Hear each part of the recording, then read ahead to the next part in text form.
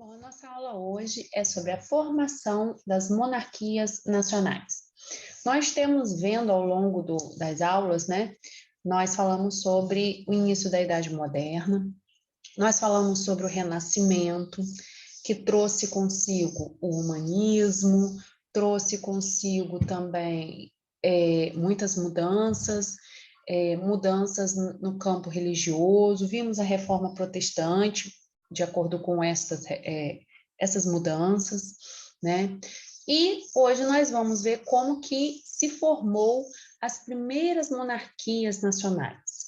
Nós temos que entender que nós estamos saindo da Idade Média, onde os senhores feudais tomavam conta da terra, eram os donos da terra, os que mandavam, né? E estamos tramitando para uma nova fase, a Idade Média para a Idade Moderna, onde os senhores feudais perdem os seus poderes, né?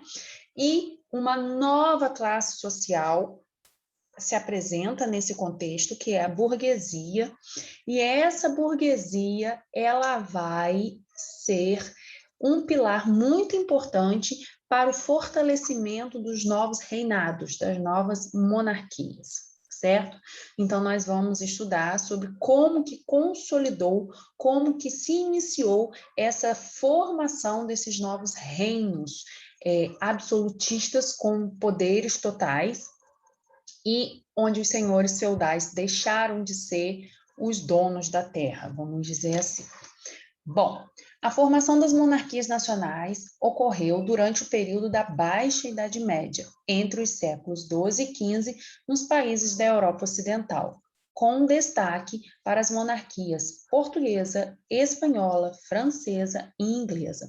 Nós vimos também, em umas aulas anteriores, sobre as grandes navegações, que os portugueses foram os pioneiros, né? Foram os primeiros a adentrarem o oceano em busca de novos territórios, em busca de especiarias lá na Índia. Lembram-se dessa aula? Então, vocês também vão ver que esses novos caminhos marítimos também foram influenciados e apoiados pelos reis, pelos burgueses. Então, tudo isso foi fortalecendo e consolidando para a formação dessas monarquias absolutistas e fortes. Com a crise do sistema feudal na Baixa Idade Média, o crescimento demográfico, que é o crescimento populacional, o surgimento da burguesia e o desenvolvimento do comércio, a partir da expansão das rotas marítimas, os países europeus foram criando seus próprios modelos de centralização política, onde o rei tornou-se uma das figuras mais importantes ao lado da igreja e da nova classe que surgia, a burguesia. Então, nesse parágrafo aí, está bem resumido tudo que estava acontecendo nessa transição, né, da Baixa Idade Média, né, no finalzinho da Idade Média, tudo que foi acontecendo para se ocasionar o fortalecimento das monarquias. Primeiro, a crise do sistema feudal, que eu falei para vocês, né, que os senhores feudais foram perdendo seus poderes, porque o crescimento demográfico, a população cresceu demais, e aí surgem os burgos, né, as pequenas cidadezinhas, e o comércio também, o comércio começou a se desenvolver, e a partir da expansão das rotas marítimas, né, as navegações, eles traziam para os países produtos para serem comercializados, fazendo com isso que gerassem feiras locais, e depois essas feiras foram se expandindo e as trocas comerciais aumentando o comércio, né? E aí foram criando seus próprios modelos de poder político centralizado, onde o rei tornou-se uma figura importante, aliado à igreja e à burguesia. Bom, junto a isso, as ideias mercantilistas, dos quais estavam imbuídos os novos mercadores, comerciantes e profissionais burgueses, aceleraram o nascimento de um novo sistema econômico, o capitalismo. Vale ressaltar que aqui, o início do capitalismo, né, é um capitalismo primitivo, um pouco diferente do que conhecemos hoje, mas é o início, porque antes, eu já falei isso para vocês em outras aulas, o comércio se dava através de troca. Se eu tenho feijão, eu troco pelo arroz. Se eu tenho arroz, eu troco pelo aipim, vamos dizer assim um exemplo. E agora começa-se a produzir a moeda, né? A moeda de ouro, de prata, de bronze, como fonte de troca.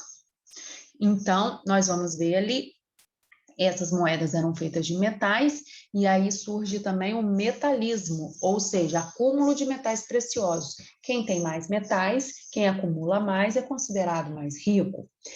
Então, pautado nos ideais de lucro, monopólio comercial, esse capitalismo era pautado no lucro, no monopólio comercial, onde poucos tinham o poder de comércio, protecionismo, que é a proteção da economia pela entrada de produtos estrangeiros. Quando produtos entravam no país, tinham que pagar altas taxas para poder ser comercializado dentro do país. Com isso, o rei, né, ele estava protegendo o produto local, porque o produto local ele ficava mais barato por não ter que pagar altas taxas alfandegárias. Então, na hora da compra, o consumidor ele preferia comprar um produto nacional que não tinha tantos juros, né? Então ele podia comprar mais barato do que o produto estrangeiro, que não tinha como ser vendido barato, porque para ele entrar no país ele tinha que pagar uma alta taxa alfandegária.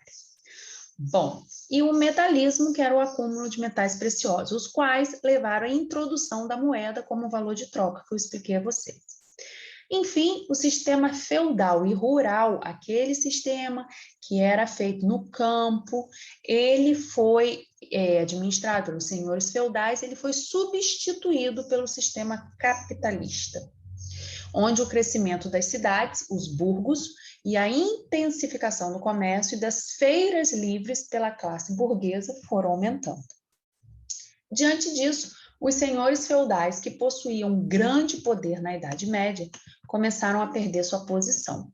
Então, agora surgindo a burguesia, né, através do lucro do comércio, essa nova classe social, ela cresce e os senhores feudais vão perdendo o seu espaço porque as pessoas migram para as cidades em busca de trabalho e vão deixando o campo, né? Nisso, o rei torna-se a figura responsável por administrar a política e a economia. Esse grande poder atribuído ao rei, ao monarca, foi efetivado pelo apoio recebido da nobreza e, sobretudo, dos burgueses, a nova classe social que enriquecia cada vez mais com o desenvolvimento do comércio. Foi assim que a crise do sistema feudal teria sido solucionada, ou seja, por meio da centralização política nas mãos do rei, onde ele, com o poder soberano, decretava as leis, arrecadava imposto, bem como organizava os exércitos nacionais. Todas essas características, mediante o poder centralizado numa única figura soberana, o rei, ficou conhecida como absolutismo monárquico. Então, aí nós começamos a ver o poder totalmente centralizado na mão de uma figura só, que seria o rei, né?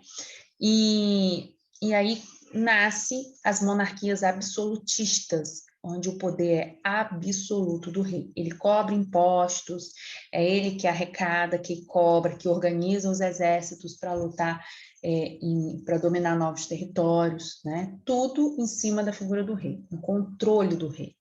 A partir disso, foram criados estados nacionais, os quais apresentavam suas fronteiras, limites dos territórios e o exército nacional para a segurança da nação.